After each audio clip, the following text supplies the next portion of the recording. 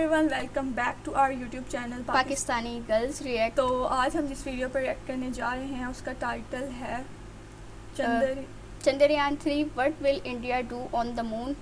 तो इस वीडियो में हम देखेंगे कि इंडिया आगे क्या क्या कर सकता है और क्या क्या करने वाला है। होप सो इन्फॉर्मेशन मिलेगी काफ़ी। इससे पहले जो है वो हम सारी प्रीवियस जर्नी देखते आ रहे हैं और अब जो है वो हमें यानी आगे का एज अ फ्यूचर देखने को पर्सपेक्टिव देखने को मिलेगा और वो हर वीडियो में इंटरेस्टिंग होता है। तो इस वीडियो को देखते हैं और एंड पे इसके बारे में बात करते हैं। Let's start. India is on the moon. जो शब्द हम पिछले 4 सालों से सुनना चाहते थे वो अब एक रियलिटी बन चुके हैं। चंद्रयान 3 ने सक्सेसफुली चांद पर लैंड किया है और पूरी दुनिया ने हमें कॉन्ग्रेचुलेट किया है। लेकिन ये बस आधी कहानी है। चंद्रयान 3 के मिशंस हमें एलियन वर्ल्ड्स को ढूंढने में मदद करेंगे, चांद पर कॉलोनीज बनाने में गाइड करेंगे और तो और नासा को भी हम फ्यूचर मिशंस में हेल्प करेंगे। और ये सब सिर्फ आने वाले 14 दिनों में होगा। अगर आपका कोई दोस्त है जो सोचता है कि भारत जैसा गरीब देश मून मिशन पर पैसे खर्च क्यों करता है, तो उसके साथ ये वीडियो जरूर शेयर कीजिए। उनकी बहुत जलने वाली है। मून तक पहुंचना जितना इम्पोर्टेंट था उससे भी इम्पोर्टेंट वहां होने वाले मिशंस है। इन 14 दिनों में ऐसा क्या करना चाहते हैं हमारे साइंटिस्ट, चलिए जानते हैं आज के इस वीडियो में। लैंड होने के बाद 14 दिनों के लिए या फिर एक पूरे लूनर डे के लिए चंद्रयान 3 का मिशन चलेगा। 14 दिनों बाद लूनर डे खत्म हो जाएगा और लूनर नाइट शुरू होगी। टेम्परेचर फटाक से -130 डिग्रीज तक गिर जाएगा। इतने लो टेम्परेचर में सरवाइव करने की प्रोविजन हमने नहीं की है। प्लस सोलर पावर्ड होने की वजह से और पावर सोर्स ना होने की वजह से 14 दिनों बाद चंद्रयान का मिशन कंप्लीट होगा। लेकिन ये 14 दिन काफी इंपॉर्टेंट है क्योंकि चंद्रयान पर अलग अलग पेलोड्स यानी उपकरण है। चलिए एक एक पेलोड के बारे में समझते हैं। पूरे प्रोजेक्ट को 3 हिस्सों में बांट देते हैं। प्रोपल्शन मॉड्यूल जिसमें 1 पेलोड है, विक्रम लैंडर जिसमें 4 पेलोड है और प्रज्ञान रोवर जिसमें 2 पेलोड हैं। प्रोपल्शन मॉड्यूल में लगा है शेप यानी स्पेक्ट्रोपोलरिमेट्री ऑफ हैबिटेबल प्लैनेट अर्थ।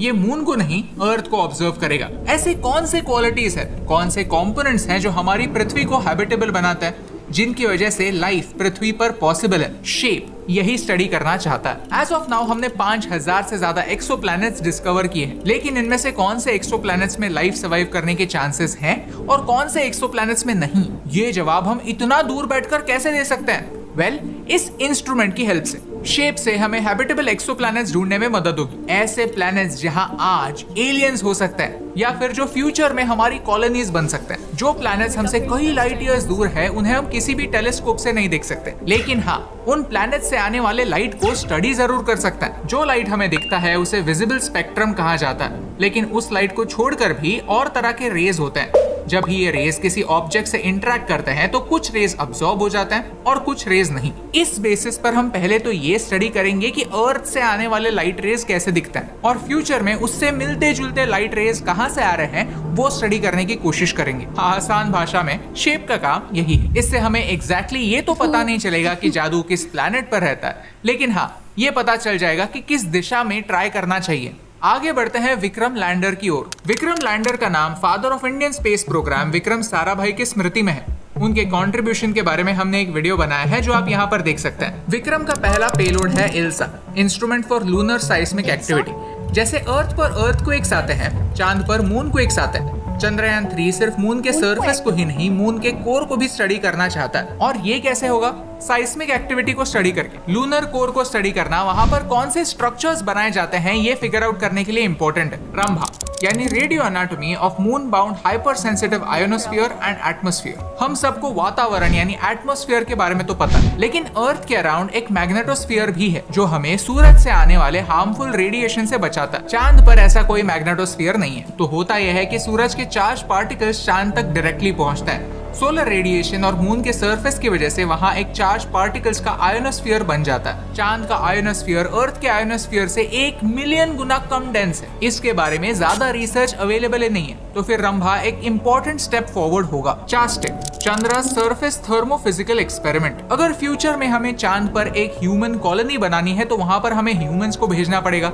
वहां पर अलग अलग स्ट्रक्चर्स, बिल्डिंग्स बनाने पड़ेंगे और उनके अंदर एक क्लाइमेट कंट्रोल्ड एटमॉस्फेयर भी बनाना पड़ेगा। वहां के टेम्परेचर को कंट्रोल करना पड़ेगा, क्योंकि मून के सरफेस पर टेम्परेचर बहुत ज्यादा फ्लक्चुएट होता है। दिन के टाइम पर बहुत ज्यादा हाई टेम्परेचर होता है और रात के टाइम पर टेम्परेचर बहुत नीचे गिर जाता है। अगर हम टेम्परेचर कंट्रोल कर पाए तो ही बिल्डिंग के अंदर इंसान ज्यादा टाइम के लिए जिंदा रह सकते हैं। तो मून पर जाकर हीट को स्टडी करना इंपॉर्टेंट है। ये चास्टर डिवाइस चांद के सरफेस पर एक छोटा सा गड्ढा बनाएगा, फिर उसके इर्द गिर्द की जमीन को गर्म कर दिया जाएगा और फिर गर्मी का चांद पर कैसे इम्पैक्ट होता है उसे स्टडी किया जाएगा। इस हीट का एक और एलिमेंट पर काफी ज्यादा इम्पैक्ट होता है और वो है पानी। LRA लेजर रिफ्लेक्टोमीटर अरे। आपने सोनार के बारे में तो सुना ही होगा। सबमरीन्स में सोनार डिवाइस होता है जो पानी के अंदर साउंड वेव्स भेजता है, जो पानी की डेप्थ पता करने में काम आती है। होता यह है कि सबमरीन साउंड वेव्स नीचे पानी की सरफेस की ओर इमिट करती हैं और टाइमर लगाती है। फिर उन वेव्स को नीचे के सरफेस से टकराकर ऊपर आने में कितना टाइम लगता है ये मेजर करती है। उससे पता चलता है कि पानी कितना गहरा है। ऐसा ही इंस्ट्रूमेंट है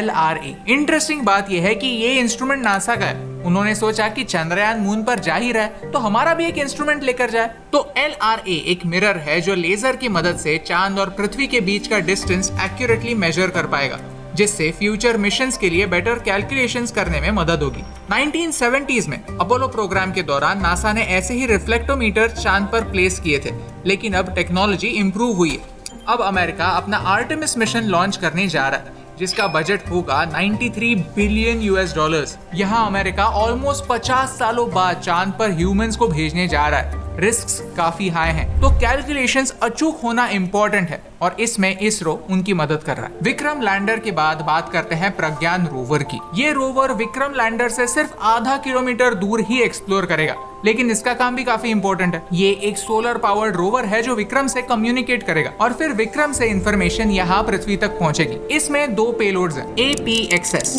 अल्फा पार्टिकल एक्सरे स्पेक्ट्रोमीटर। ये एक तरह की बंदूक है, लेकिन साधारण बंदूक नहीं, रेडियो एक्टिव बंदूक। इससे वहाँ की मिट्टी को स्टडी किया जाएगा एंड मोस्ट इम्पोर्टेंटली उस मिट्टी में क्या क्या एलिमेंट्स है इसका पता लगाया जाएगा। इस डिवाइस में क्यूरियम नाम का एक रेडियो एक्टिव एलिमेंट होगा। इससे अल्फा पार्टिकल्स और एक्सरे चांद के सरफेस पर ब्लास्ट किए जाएंगे और बाद में स्टडी होंगे। फोकस मैग्नीशियम, एल्यूमिनियम और आयरन के ट्रेसेस ढूंढने में होगा। LIBS laser induced breakdown spectrometer. ये लाइट की मदद से चांद की सॉइल को स्टडी करेगा। अब ये दोनों पेलोड्स इंपॉर्टेंट इसीलिए हैं क्योंकि अगर किसी भी दूसरे प्लैनेट पर कोई स्ट्रक्चर बनाना है तो बहुत सारा इक्विपमेंट लगेगा। बिल्डिंग बनाने के लिए लगने वाले मटेरियल्स क्या हम पृथ्वी से लेके जाएंगे?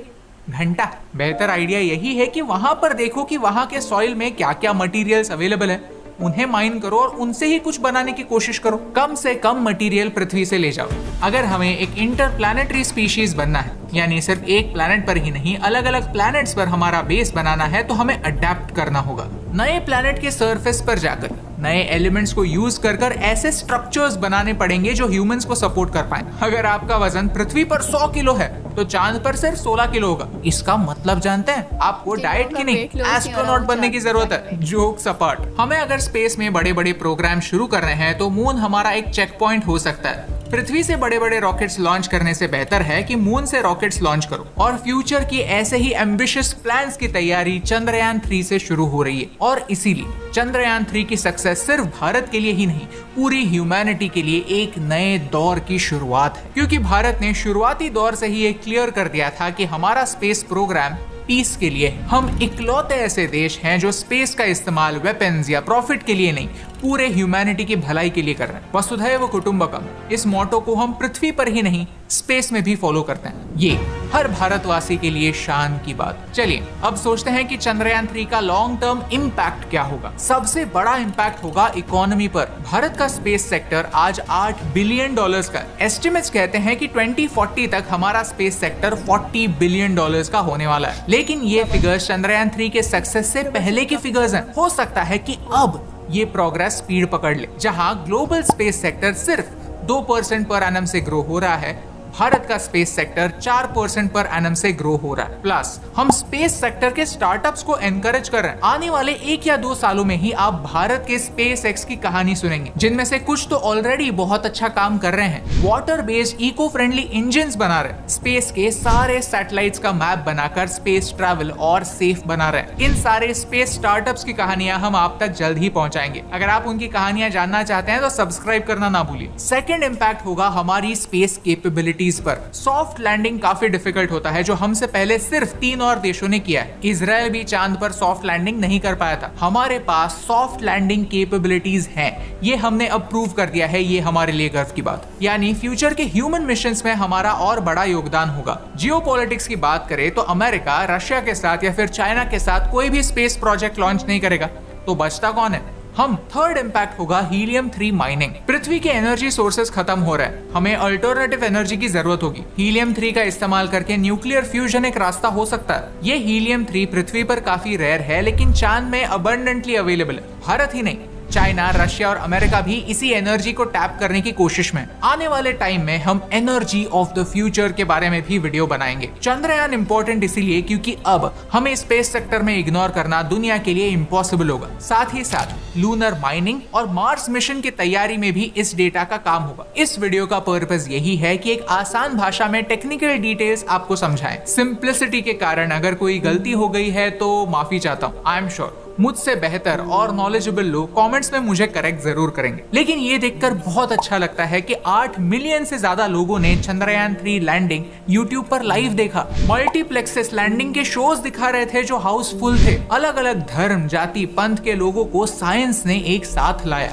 ऑलमोस्ट सब लोगों ने अपने पॉलिटिकल डिफरेंसेस छोड़कर एक दिन के लिए ही सही एक गोल पर फोकस की और भारत के लिए चीयर किया। आई होप फ्यूचर में इसरो के साइंटिस्ट हमारे लिए ऐसे और मौके लाएंगे। अगर आप भी मेरी तरह इसरो को कांग्रेचुलेट करना चाहते हैं तो कमेंट्स में प्राउड ऑफ इसरो स्पैम कर दीजिए, क्योंकि अब हमारा झंडा चांद पर पहुंच चुका। मुझे ये देखकर यकीन ही नहीं हुआ कि जिसे स्पेस में कोई दिलचस्पी नहीं है वो एक आम इंसान भी रास्ते में रुक कर इसरो के लिए चीयर कर रहा था। क्यों?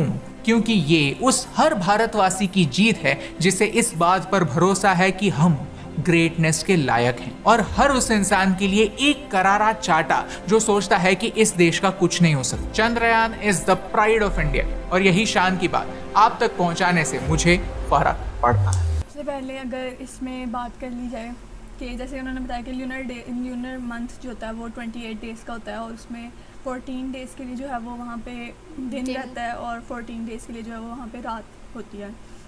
तो उसमें उन्होंने बताया कि टेम्परेचर जो है वो काफ़ी एक्सट्रीम है, कि मतलब दिन के टाइम बहुत ज़्यादा टेम्परेचर हाई होगा और जो रात का टाइम है उसमें काफ़ी लो टेम्परेचर होगा। और उसमें जो चीज़ें इंस्टॉल हैं वो दिन के टाइम के लिए इंस्टॉल हैं, तो वो दिन के टाइम में जितनी इन्फॉर्मेशन ले सकता है वो इंडिया के यानी साइंटिस्ट तक पहुँचाएगा। और दूसरा, जहाँ तक उन्होंने सॉइल की बात की, यानी वहाँ की मौजूद मिट्टी की, कि वहाँ पे उसको भी वो टेस्टिंग वगैरह करेंगे कि उसमें से क्या उनको मज़ीद मिनरल्स ताकि फ्यूचर में अगर वो कभी ह्यूमंस की कम्युनिटी चांद पर बनाना चाहें तो उसके लिए बिल्डिंग्स वगैरह उधर की मिट्टी यूज़ करके बनाई जाए। सबसे जो बेनिफिशियल बात होगी वो यही कि उन्होंने ऐसे यानी वो सारा सोच रहे हैं इस चीज़ के बारे में कि उन्हें ज़्यादा से ज़्यादा चीज़ें जो हैं वो चांद से ही जो है वो अवेलेबल हों।